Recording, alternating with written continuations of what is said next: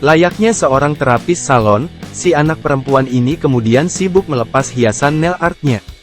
Di awal, publik mungkin mengira anak tersebut akan menghiasi kukunya sambil ditemani hewan peliharaan.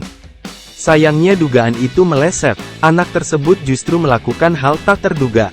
Setelah meletakkan ayamnya di atas meja, anak perempuan berbaju pink tersebut terlihat serius melepas stiker kuku. Di luar dugaan, alih-alih menggunakan stiker kuku untuk diri sendiri, ternyata stiker tersebut dipasangkan anak tersebut ke ceker ayam.